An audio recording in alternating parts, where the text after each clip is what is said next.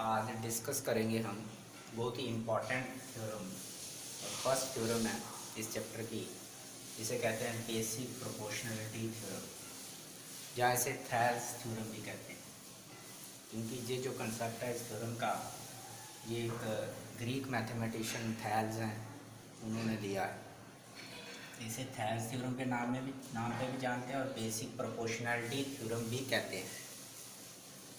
तो ये इसकी स्टेटमेंट है कि if a line is drawn parallel to one side of a triangle to intersect other two sides in distinct point, then the other two sides are divided in the same ratio.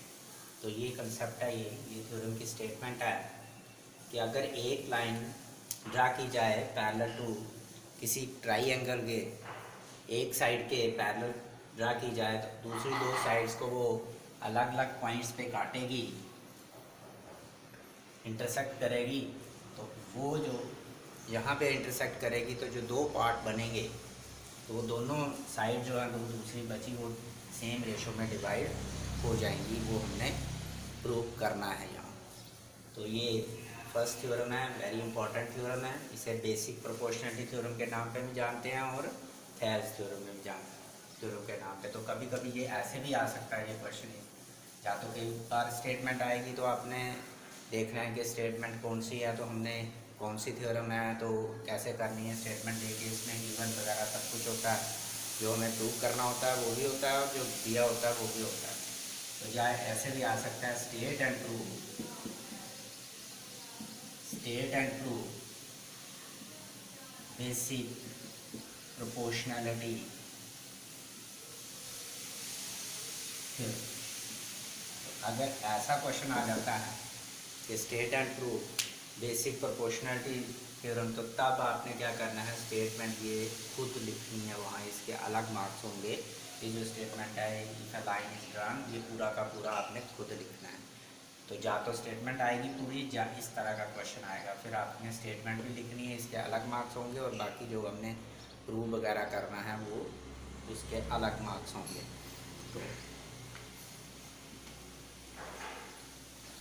अब हम शुरू करते हैं ये। तो पहले figure बनाएंगे। यहाँ पे क्या दिया हुआ है, एक ट्राइंगल दी है तो हम ट्राइंगल बना लेते हैं खुद अपने से, और जो भी नाम लेना है आप ले लो नाम। ABC एक ट्राइंगल ले लेते हैं, और उसके बाद कहा है कि line drawn parallel to one side of triangle. एक लाइन ले लेते हैं जो कि एक साइड के, तो BC के पैरेलल एक लाइन ले लेते हैं जिसका नाम D। ये एक लाइन ले ली आपने, लाइन सेगमेंट ही समझ लो। तो D पैरेलल टू BC हमने ड्रा कर दिया। इतना हमें गिवन है कि line drawn a parallel to one side of a triangle. तो ये लाइन ली DE जो कि एक साइड BC के पैरेलल ले ली हमने। अब दूसरी दो साइड कौन सी बची, AB और AC। तो यही लाइन क्या करेगी, वो हमें प्रूव करना है कि ये सेम रेशो में बांटेगी इसे। तो कहने का मतलब ये एक पार्ट हो गया AD, जब ये लाइन ने काटा है AB को तो ये दो पार्ट हो गए इसके AD और DB, यहाँ इसके AE और AC। तो AD और upon DB is equal to AE upon EC, ये हमने प्रूव करके देना है। तो सबसे पहले लिखेंगे गिवन क्या है, ए ट्राइंगल जो हमने बनाई, जो नाम लिखा वही लिखनी है आपने, ट्राइंगल ABC। ऐसे नहीं लिखना पूरा गिवन, इसे इस तरह सिंबॉलिकली लिखना है। और साथ में क्या दिया है कि DE जो हमने लाइन ली इज पैरेलल टू BC, ये हमने इतना ही गिवन है कि ट्राइंगल दी है और DE पैरेलल टू BC है। उसके बाद दूसरा स्टेप होता है हमारा टू प्रूव। जब भी हमने थ्योरम वगैरह करनी होती है सबसे पहला स्टेप गिवन, फिर टू प्रूव में आपने क्या लिखना है कि जो हमने प्रूव करना है, क्या प्रूव करना है कि ये जो दो पार्ट बने, एक साइड, दो साइडें बची, वो सेम रेशो में बंट गई। कहने का मतलब AD upon DB is equal to AE upon EC। यहाँ पे ध्यान दीजिए, यहाँ पे आसानी लिखना आपने। अगर आपने AD अपॉन DB लिखा तो आप ये कहो कि ये भी पार्ट है, तो हम EC अपॉन AE लिख देना उसी तरह से, क्योंकि जब इसने काटा तो ऊपर वाला भाग ऊपर, नीचे वाला भाग नीचे रह गया। तो आप A D upon D B is equal to A E upon E C लिखोगे, या D B upon A D, या आप लिख सकते हो D B upon A D. अगर ऐसा लिखते हो तो फिर S E C upon A सी। अगर न्यूमिनेटर में आप एक साइड का ऊपर वाला भाग रखते हो तो दूसरी साइड का भी न्यूमिनेटर में ऊपर वाला भाग ही रखना है। तो ये ध्यान रखना, यही उल्टा नहीं कर देना, ई सी अपॉन ए ई रख देना। ये हमारा टू प्रूव है कि हमने ये प्रूव करना है, ये हमने प्रूव करना है कि कहने का मतलब जब हम प्रूव करेंगे तो लास्ट में जो आंसर आना चाहिए ये आना चाहिए हमारा। अब इसमें क्या क्या होता है कि कभी कभी हमारा क्वेश्चन चलाने के लिए हमने तीसरा स्टेप कभी कभी आता है। तीसरा स्टेप होता है कंस्ट्रक्शन, कि अगर कहीं हमें अपने से कोई कंस्ट्रक्शन करनी पड़े बीच में इस क्वेश्चन को चलाने के लिए, तो हमें ये वो स्टेप हमने करना, वो हमें पहले क्वेश्चन में सोचना पड़ता है कि क्या करेंगे। कि अगर हम यहाँ पे ये ए डी चाहिए, डी बी चाहिए और ये चाहिए और ये चाहिए, तो हम क्या करेंगे। यहाँ पर हम ट्राइंगल, तो हम सोचते हैं क्या करते हैं कि अगर यहाँ से एक परपेंडिकुलर ड्रा कर दें इस ट्राइंगल के ऊपर, ये जैसे ये ट्राइंगल है हमारे पास ए डी ई, तो ये दिख रही है अलग, इसके ऊपर आप एक परपेंडिकुलर ड्रा कर दो ई एफ। अगर हम परपेंडिकुलर ड्रा कर दें तो ये एक ट्राइंगल बन गई, इसका हम एरिया निकाल पाएंगे। जब हम एरिया निकाल पाएंगे तो हमारे पास 1/2 इंटू बेस इंटू एल्टीट्यूड आएगा। तो E F A D multi 1.2 base हो जाएगा ए डी और मल्टीप्लाई ई एफ आ जाएगा, तो ए डी हमें पास मिल जाएगा। तो इसलिए हमने सोच लिया कि हम क्या करेंगे, यहाँ कंस्ट्रक्शन करके देखते हैं, उससे क्वेश्चन चलाते हैं। तो हमें कंस्ट्रक्शन अगर हो तो, ये मैं सबके लिए कह रहा हूँ, अगर हो तो आपने थर्ड पार्ट आपने क्या करना, थर्ड स्टेप हमारा क्या होता है कंस्ट्रक्शन का, नहीं तो सीधा प्रूफ। और फोर्थ स्टेप यहाँ पे कभी कभी कंस्ट्रक्शन की ज़रूरत नहीं होती, तो वहाँ पे आप सीधा प्रूफ आता है। तो आप पहले क्या करोगे कि draw E F perpendicular on, यहाँ आपने परपेंडिकुलर ड्रा करना है।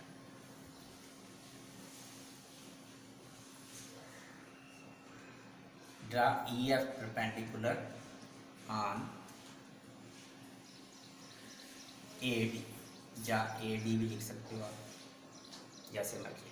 अभी मैंने छोड़ दिया यहाँ पे, अब दूसरी साइड भी ऐसा ही करना है, मगर वो मैं अभी नहीं करूँगा, फिर आपको समझ नहीं आएगी, वो मैं बाद में लिखूँगा। और जगह छोड़ देते हैं यहाँ पे, बाद में लिखूँगा, वहाँ पे लिखेंगे यहाँ पे, मगर करूँगा मैं बाद में, पहले एक को कर लेगा। और उसके बाद ज्वाइन भी करना है हमने किसको, ई बी को, क्योंकि यहाँ हमने दो ट्राइंगल बना ले, एक वो हो गई, एक दूसरी हम जो ट्राइंगल ले लेते हैं, ये आ गया हमारे पास डी, ये आ गया बी, और यहाँ पे आ गया, ये थोड़ा नीचे बना लेता हूँ।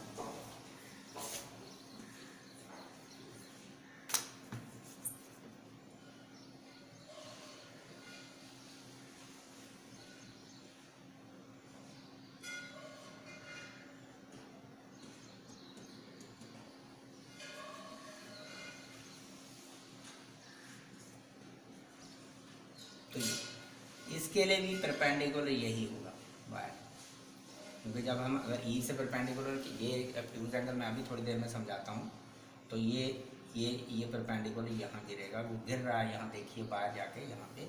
इसके लिए जब परपेंडिकुलर कॉमन आएंगे, ये अल्टीट्यूड जो है कॉमन आएंगे, तो कुछ ना कुछ हमारा दोनों साइड ये आ जाएंगे, क्योंकि इसका बेस भी यही है, इसका बेस भी, तो ये इसलिए हमने ये कर दिया, इस साइड पे एक ट्राइंगल ये बना लिया, और दूसरी ट्राइंगल बनाने के लिए बीई को हमने क्या कर दिया, ज्वाइन कर दिया। तो ज्वाइन बीई बी आल्सो। अब थर्ड स्टेप, अगला स्टेप, फोर्थ स्टेप आता है हमारा प्रूफ। जो भी हमने प्रूव करना है सारा इसमें करना है।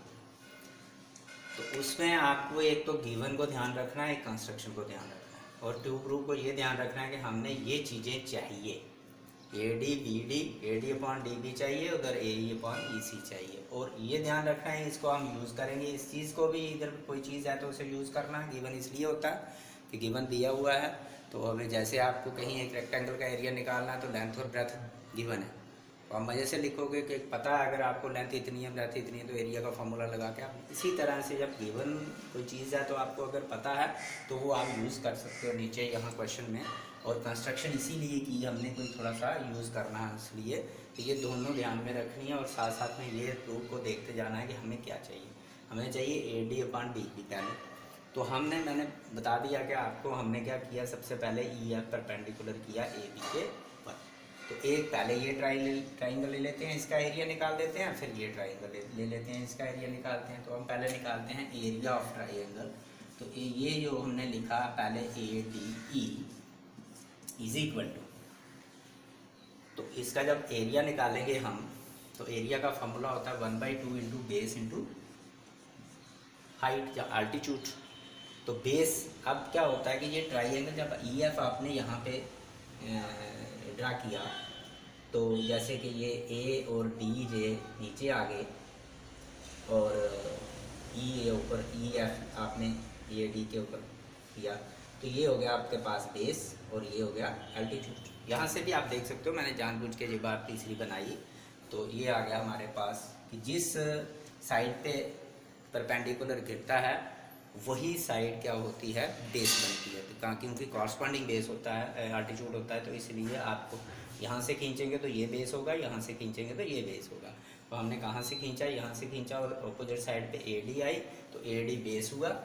तो हाइट क्या हो गया, मल्टीप्लाई हाइट क्या होगी, EF। इसको फर्स्ट दे के छोड़ो, जगह नहीं है मेरे पास इसलिए मैंने थोड़ा। इसी तरह से एरिया ऑफ ट्राइंगल दूसरी जिसका नाम BDE है, यहाँ मैंने बाहर इसलिए निकाली, अंदर आपको हो सकता समझ ना आए। तो BDE इसका भी यही आएगा 1/2 इंटू बेस। अब बेस इसका देखना है क्या, ये देखो कि पहले मैं आपको समझाऊँ। ये जो चीज़ है ये ऑब्ट्यूज एंगल ट्राइंगल है। जब ऑब्ट्यूज एंगल ट्राइंगल जैसे ये लेता हूँ मैं यहाँ पे, ठीक है, ये ऑब्ट्यूज एंगल ट्राइंगल है। ये आ गया आपके पास E, ये आ गया B और ये आ गया D।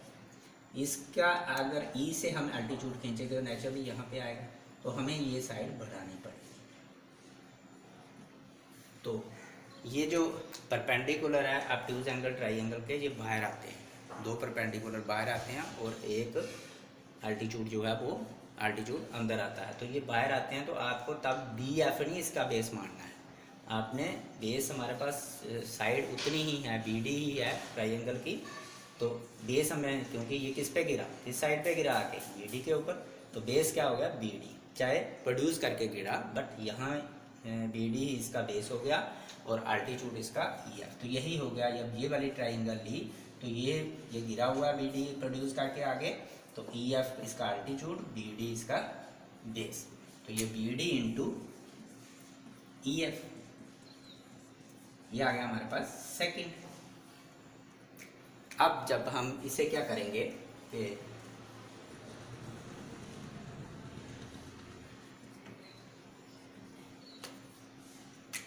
अगर देखें हम इन दोनों को अगर हम डिवाइड करें तो हमारे पास ये 1/2, अगर फॉर एग्जांपल हम इन दोनों को डिवाइड करते हैं, इधर ही देखें तो AD EF ही कट जाएगा, 1/2 का सिर्फ AD/BD आ जाएगा।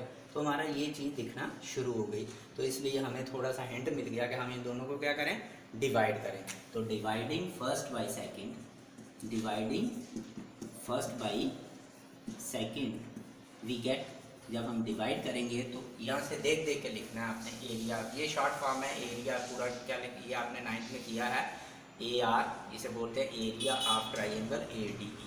Area of triangle ADE upon area of triangle BDE। पहले आपने लेफ्ट हैंड साइड डिवाइड की और फिर राइट हैंड साइड, उसमें क्या है 1/2 into AD multiply EF upon 1/2 into BD देख देख के मल्टीप्लाई EF। तो ये 1/2 कैंसिल, EF कैंसिल, तो हमारे पास क्या बच गया, area of triangle ADE upon area of triangle BDE is equal to AD upon BD बच गया। तो हमारे पास ये थोड़ा सा, ये जो लेफ्ट हैंड साइड थी टू थी वो आ चुकी है और ये इसके बराबर है। अब दूसरा भी देखते हैं हम, यहाँ फर्स्ट सेकंड हो गई है, इसे हम थर्ड लेके छोड़ देते हैं। अब क्या करते हैं कंस्ट्रक्शन में, हम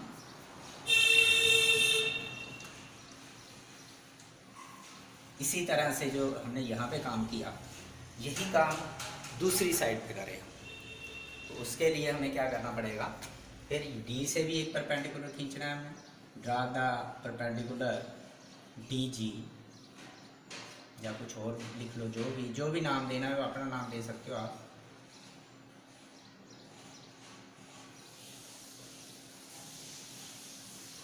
तो वो भी आपने यहाँ ही लिखना था, मैंने उस समय नहीं लिखा इसलिए, क्योंकि मैंने कहा आपको पूरी समझ नहीं आएगी, दोनों साइड में कर दूँ। तो आप and D G perpendicular A C also join D E, and यहाँ भी वही काम करना पड़ेगा आपको, सी डी ये भी जॉइन कर। तो इसके लिए वही पूरा वही जैसे यहाँ पे हमने किया वही वहाँ करेंगे हम उसको भी। तो ये देखो अब ये दोबारा हम ए डी ट्राइंगल ले लें। अगर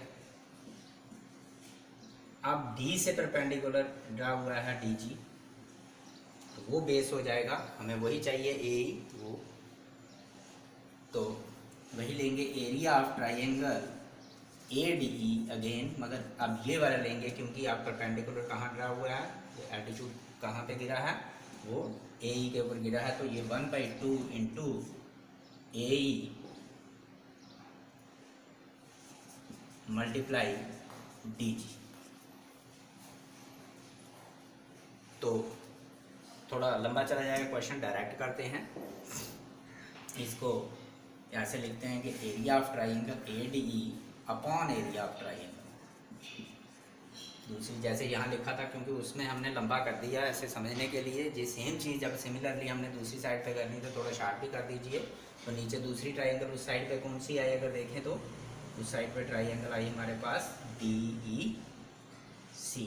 तो यहाँ से परपेंडिकुलर डी जी ये आगे बढ़ा हुआ है आगे, तो ये परपेंडिकुलर ये गिरा हुआ है। तो इन ट्राइंगल डी ई सी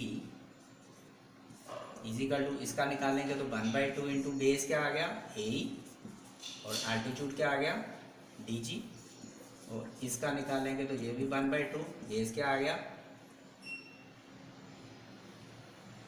ई सी, यहाँ सी, और एल्टीट्यूड क्या आ गया इसका भी डी। सेम जो पहले मैंने समझाया, इसलिए इतना ज़्यादा नहीं समझाया। तो ये आ गया आपके पास 1/2 कैंसिल, डी जी कैंसिल, तो हमारे पास बच गया ये area of triangle A D E upon area of triangle D E C is equal to A B, sorry ये ए बी भी था, ए डी था, ए ई था, ए ई अपॉन ई सी। तो ये हम दे देते हैं, वो थर्ड थी, ये आ गई फोर्थ। ये डी ई का जब हमने निकाला 1/2 इंटू बेस कहाँ पे गिरा एल्टीट्यूड ए ई के ऊपर, ए ई मल्टीप्लाई डी जी, इसी तरह से ये। तो अब अगर हम देखें तो ये राइट हैंड साइड में जो ये वाला और राइट हैंड साइड में ये वाला, ये दोनों हमें चाहिए, ये दोनों हमारे पास आ चुके हैं। बट ये हमें क्या करना है, इक्वेट करने, इक्वल करने हैं, इक्वल करके प्रूव करके देने हैं कि ये इसके बराबर या ये इसके बराबर। ये इक्वल कैसे होंगे कि जब इनके लेफ्ट हैंड साइड ये वाला और ये वाला आपस में इक्वल होगा तो ये बराबर हो जाएंगे। कि अगर हमारे पास x इजिकल टू 3 है और y इजिकल टू भी 3 है, तो हम लिख सकते हैं कि x इजिकल टू y। इसी तरह से अब इनकी कोई एक साइड, मतलब ये हमें चाहिए दोनों साइडें, और ये जो लेफ्ट हैंड साइड है, अगर ये दोनों आपस में इक्वल आ जाएं तो हमारा क्वेश्चन निकल गया। तो वही हमें कोशिश करनी है कैसे इक्वल आएंगे। ये देखें तो न्यूमरेटर में हमें area of triangle A D है, या area of triangle A D है, न्यूमरेटर तो पूरा ठीक है, इक्वल है। अब डिनोमिनेटर में area of triangle D E C है, और यहाँ पे ट्राइंगल डी ई है, थर्ड में बी डी ई है, और फोर्थ में area of triangle D E C है। अब ये फ़र्क है, अगर ये दोनों आपस में इक्वल हो जाए तो हम बड़ी मज़े से कर पाएंगे ये। तो ये दोनों इक्वल करने के लिए हम थोड़ा इधर देखेंगे। अगर हम यहाँ पे देखें तो तो आप थोड़ा सा ये देखो, ये दोनों ट्राइंगल जो B D E and E D C, ये देखो, ये और ये और ये आ गया हमारे पास, ये बी सी है, ये डी ई है, यहाँ से मैंने तोड़ के निकाला, तो ये एक triangle D B C, sorry ऐसे नहीं थी, ये डी ई बी और दूसरी ये डी ई सी, ये वाली ट्राइंगल और ये वाली ट्राइंगल।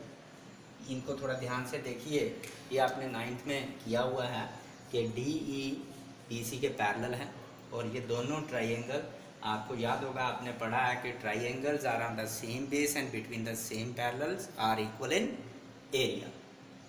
वो आप चीज़ वो पढ़ी हुई है आपने 9th में, एक थ्योरम पढ़ी थी, एक रूल पढ़ा था कि two triangles are on the same base and between the same parallels are equal in area. तो इन दोनों ट्राइंगल्स को देखो, ये बिटवीन द सेम पैरेलल है क्योंकि इसकी जो वर्टेक्स, इसका वर्टेक्स यहाँ पे टच हो रहा है, और ये ऑन द सेम बेस, मतलब डी ई की इनका सेम बेस है दोनों का, डी ई इनकी कॉमन साइड है।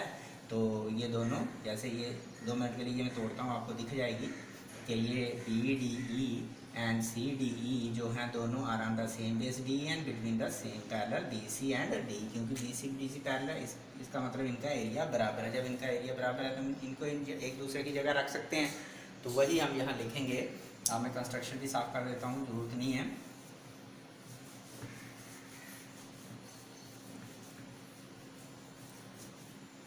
कि बट ट्राइंगल यही D D E and triangle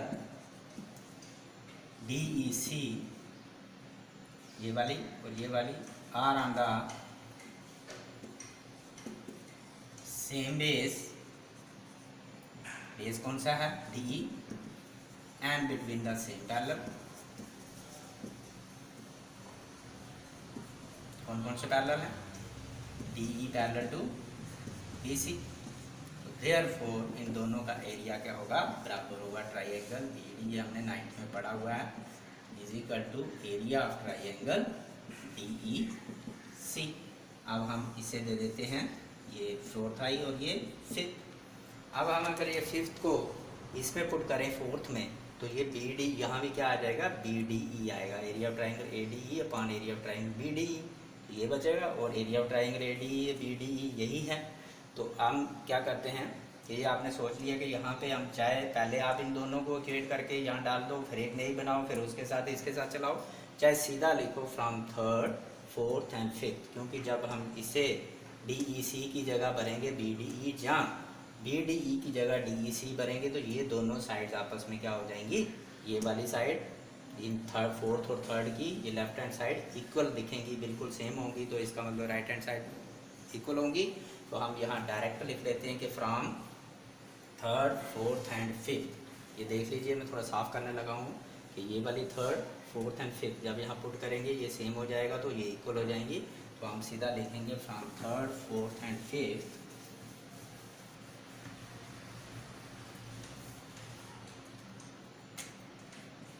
from equation 3rd 4th and 5th we get, तो एक दूसरे में ये पुट करके तो हमारे पास क्या आएगा, A D upon B D, क्योंकि ये साइड आपस में इक्वल हो जाएंगी, तो ये side A D upon B D is equal to, उसमें क्या था, ए ई अपॉन ई सी। तो यही हमें प्रूव करना था, हैंस प्रूफ। तो ये हमारी थ्योरम प्रूव हो गई।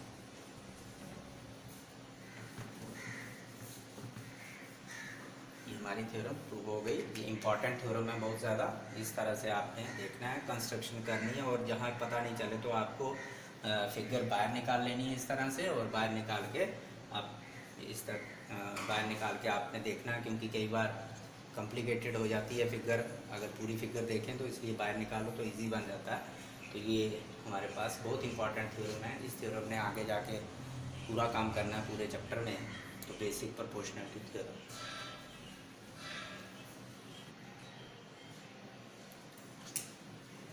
तो इस थ्योरम में हमने क्या पाया कि अगर D parallel to B C है, जो हमने पढ़ा अभी थ्योरम, तो ये जो डी क्या करेगी, दोनों साइड्स को सेम रेशो में बांटेगी। तो ये A D upon D B is equal to A E upon E C आ गया हमारे पास। तो डी ने इनको सेम रेशो में बांट लिया, ये इसकी रेशो और इसकी रेशो आपस में बराबर है। इसको हम ऐसा भी लिख सकते हैं, ये तो हो गई बेसिक प्रोपोर्शनलिटी थ्योरम जब आएगी हमने इतनी ही प्रूव करनी है।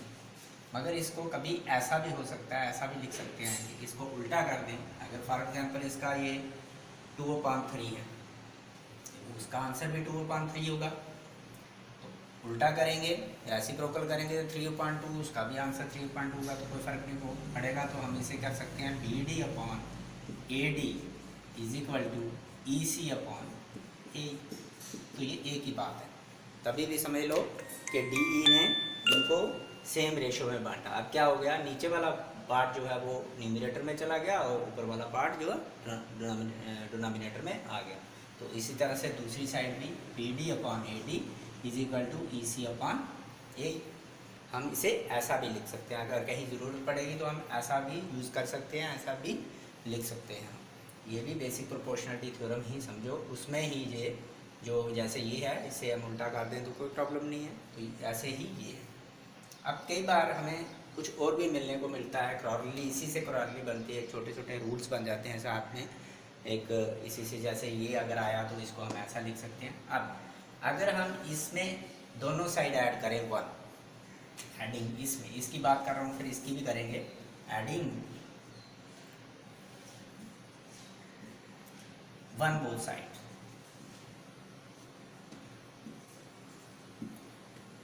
तो ये आ गया हमारे पास A D upon B D plus 1 is equal to A E upon E C plus 1। जब हम ये निकालेंगे तो ये हमारे पास आ जाएगा A D plus B D into 1 B D upon B D is equal to A E plus E C upon B D. अब आप A D plus B D figure में देखो, ए डी और बी डी को plus करो तो क्या आ गया हमारे पास ए बी। तो हम इस पूरे की जगह क्या ले सकेंगे, A B upon B D is equal to ये ए ई प्लस ई सी, ए ई और प्लस इसमें डाला हमने ई सी, तो पूरा कितना बना हमारे पास A C upon B D, sorry B D नहीं, यहाँ पे ये ई सी है, तो यहाँ भी क्या आएगा ये ई सी। तो ये हमारे पास बन गया अब ए बी, मतलब ट्राइंगल की पूरी साइड अपॉन एक पार्ट जो डी ने किया, एक पार्ट वो, इसी तरह से ट्राइंगल की पूरी साइड अपॉन इसका एक पार्ट जो डी ने किया। तो इस तरह से भी हम इसे लिख सकते हैं कि यहाँ से ही हमने क्रॉसली ये 1 ऐड करके बनाया। ये आप यूज़ कर सकते हो कल को अगर ज़रूरत होगी, तो जैसे भी आपको अगर पूरी साइड चाहिए, पूरी साइड अपॉन एक पार्ट छोटा सा और पूरी साइड अपॉन उस कॉरस्पॉन्डिंग पार्ट वही होना चाहिए। ये नीचे वाला पार्ट है तो वो भी नीचे वाला पार्ट होना चाहिए। इसको अगर हम उल्टा करें, रेसिप्रोकल करें, तो बी डी ऊपर चला जाएगा न्यूमरेटर में, जैसे हमने यहाँ पे किया। तो B D upon A B is equal to E C upon A C. इसे हम ऐसा भी लिख सकते हैं, ऐसा भी लिख सकते हैं, तो ये भी आ सकता है। तो ये 1 ऐड करके हम ऐसा, क्योंकि हमें आगे क्वेश्चन आएंगे वहाँ पे हमें ऐड करना पड़ा, इससे पहले ही हम एक रूल बना देते हैं यहाँ पे, इसी रूल से लेके। ये भी बेसिक प्रोपोर्शनलिटी थ्योरम में ही आता है कि ये जो डी ई ने इस तरह से इसको डिवाइड कर दिया, दोनों साइड को डिवाइड कर दिया, ये आ गया। तो कहने का मतलब कि आपके पास B D upon A B पूरी side, A E upon E C upon A B, A C पूरी साइड आप लिख सकते हो, या A B upon B D is equal to A C upon E C आप लिख सकते हो। ये हमने प्रूव किया है। अब इसी तरह से यहाँ भी अगर इस, जैसे ये इसको हमने रेसिप्रोकल किया यहाँ पे, तो इसको इसमें भी अगर ऐड करें, ऐड 1 बोथ साइड, तो यही सेम तरीका B D upon A D plus 1 is equal to E C upon A E plus 1। तो हमारे पास क्या आ जाएगा, B D plus A D upon A D, B D A D into 1 A D upon A D is equal to E C plus A E upon A E. B D plus A D करके देखो, B D से आगे ए D plus करो तो पूरा क्या बना हमारे पास, A B upon A D. इसी तरह से ई सी प्लस ए ई करो तो हमारे पास पूरा क्या बना, ए सी अपॉन ए ई।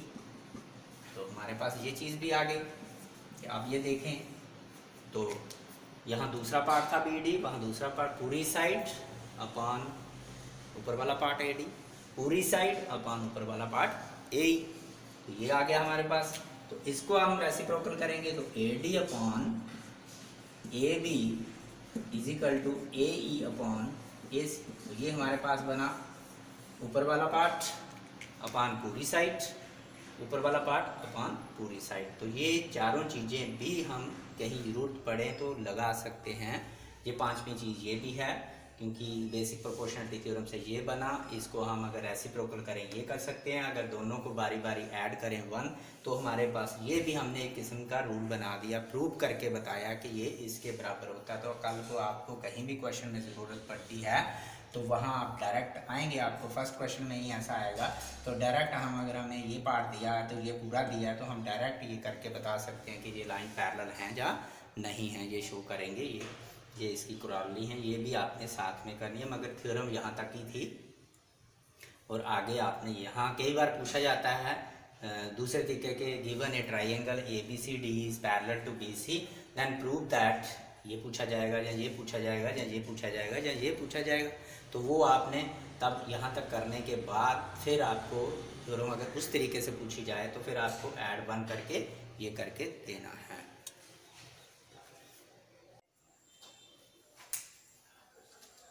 तो second theorem converse of basic proportionality theorem, वही बेसिक प्रोपोर्शनलिटी जो थ्योरम हमने की उसका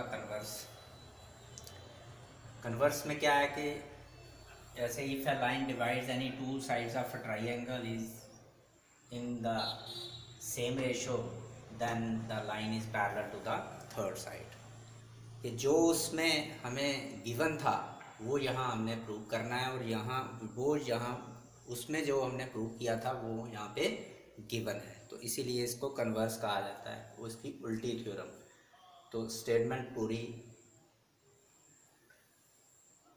तभी होती है, ये थ्योरम पूरी तभी होती है जब ये दोनों थ्योरम्स अगर इसका ट्रू भी कन्वर्स भी ट्रू हो तो तब जाके पूरी थ्योरम्स होती है, मगर हम अलग अलग तरीके से लगा सकते हैं, ये रूल तभी बनता है पूरा।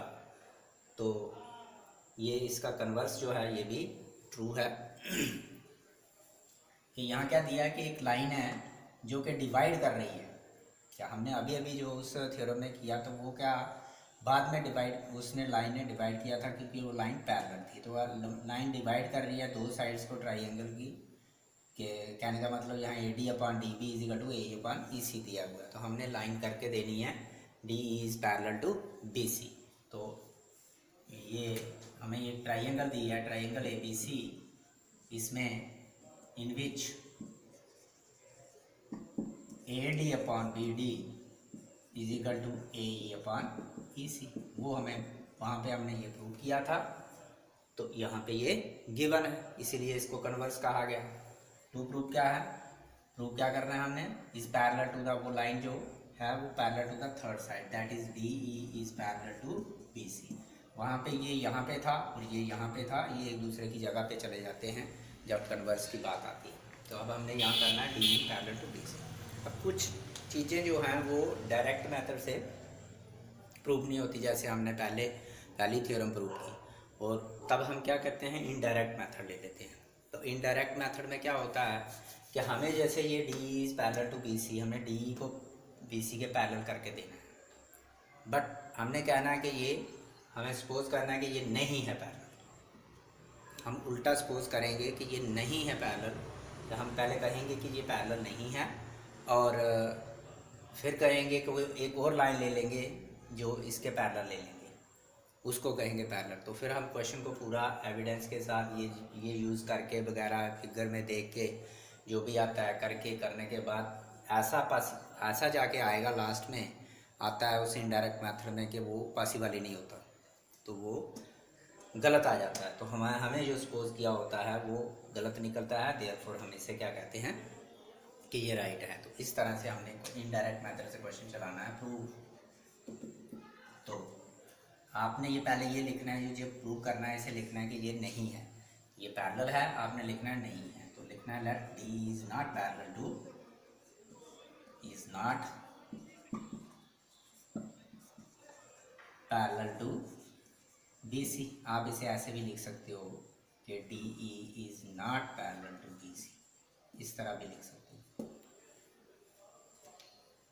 तो सपोज करते हैं, लेट अस सपोज एक और ले लेते हैं कि D F is parallel to B C. या डी ई डैश भी ले सकते हो, तो मैं ई डैश जानबूझ के नहीं ले रहा हूँ क्योंकि ई डैश लिखते समय कई बार डैश आप छोड़ देते हो तो उससे गलत हो जाता है क्वेश्चन।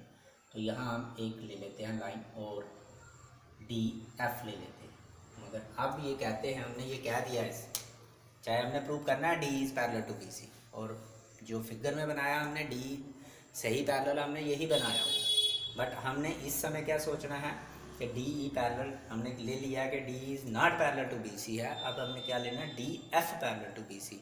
अपने माइंड में इसको पैरेलल लेके चलना है, क्वेश्चन निकालना है, इसको लेके नहीं चलना है, डी ई को नहीं लेके चलना है, डी एफ को लेके चलना है, चाहे वो नहीं दिख रही तब भी आपको वो लेके चलना है। तो यहाँ हमने D F is parallel to B C. अब अगर हमारे पास जैसे बेसिक प्रोपोर्शनलिटी में थ्योरम में कि जब एक लाइन पैरेलल थी एक लाइन के, तो उसने क्या किया कि दूसरी दोनों साइड्स को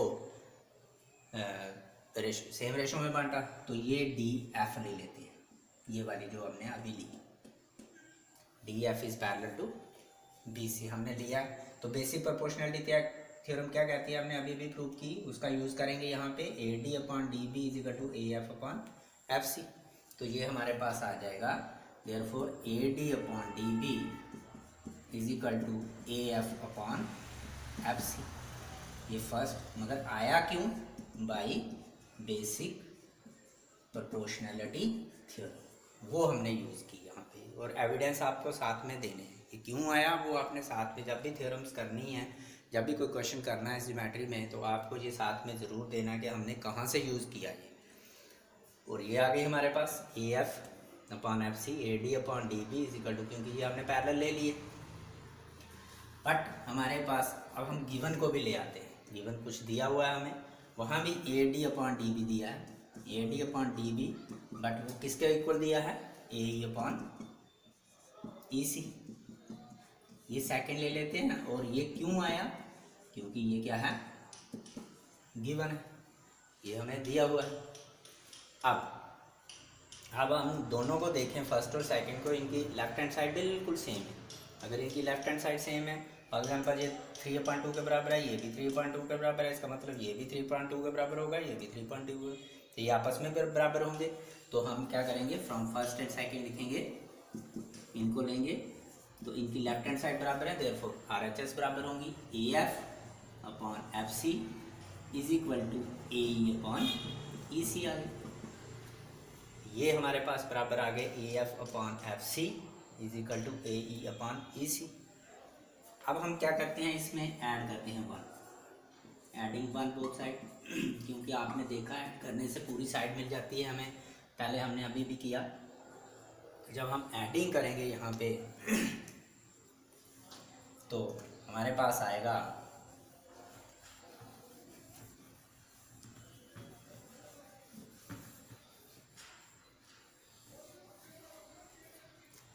ए F upon F C plus 1 is equal to A E upon E C. देख देख के लिखना है आपने +1, इसमें भी +1, इसमें भी +1, कोई फ़र्क नहीं होगा। निकालेंगे A F plus F C into 1 F C upon F C is equal to A E plus E C into 1 E C upon E C.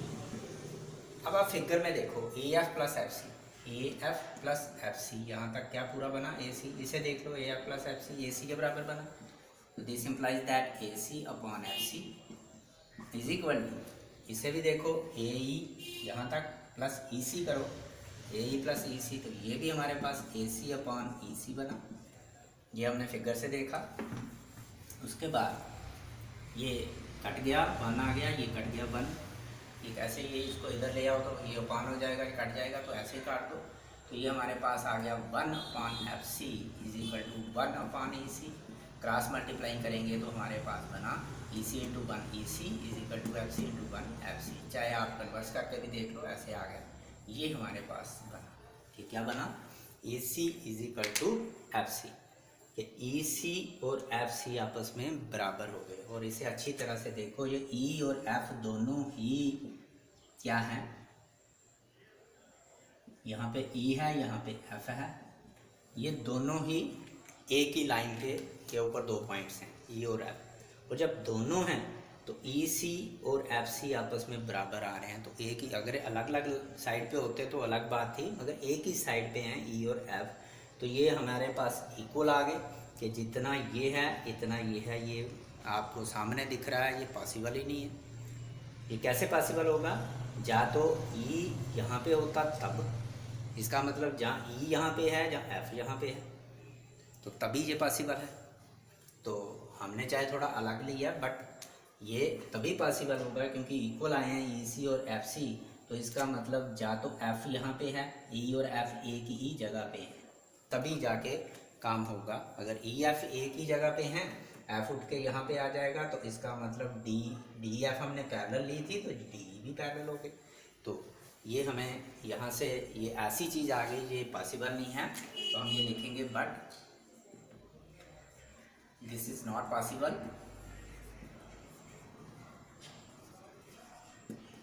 It is possible only when, जब F and E coincide each other. जब E और F एक ही जगह पे होंगे, ये मैंने आपको समझा दिया, E और F एक ही जगह पे होंगे तभी जाके ये दोनों आपस में बराबर निकले। तो हमें जब जो सपोज किया वो यहाँ पे गलत आया, इम्पॉसिबल ही नहीं बन रहा था, तो इसलिए हमारी सपोजिशन जो निकली वो रॉन्ग थी, गलत थी। हमें जो सपोज किया था वो हमारा गलत आया। तो therefore D is parallel to BC। तो हमने ये लिखना है, अगर सपोजिशन इज रॉन्ग, ये नहीं भी लिखो तब भी चलता है। Therefore D is parallel to BC, क्योंकि हमने लिया था D is not parallel to BC। तो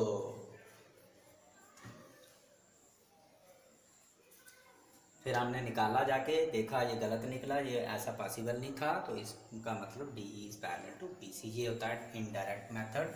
इनडायरेक्ट मेथड से आपने इस तरह से निकालना है क्वेश्चन को। तो ये आपकी दो थ्योरम्स कंप्लीट हो गई, बहुत इंपॉर्टेंट थ्योरम है, और इनको पहचानना है स्टेटमेंट पढ़ के। कि कई बार आप कन्वर्स थ्योरम एग्जाम में आई होती है तो आप फर्स्ट वाली कर देते हो, ज़्यादातर फर्स्ट वाली आई हो तो कन्वर्स कर देते हो। इसको इससे पहचानना है कि यहाँ क्या दिया है, यहाँ प्रूव क्या लास्ट में दिया है कि line is parallel to the third side. वो लाइन थर्ड साइड के पैरेलल होगी। तो इतना ही याद रखो, तब भी आपको पता चल जाएगा। और उसमें था कि line divide the other two side in the same ratio. Last वाला भी पॉइंट याद रखो तो पता चल जाएगा कन्वर्स कौन सी है।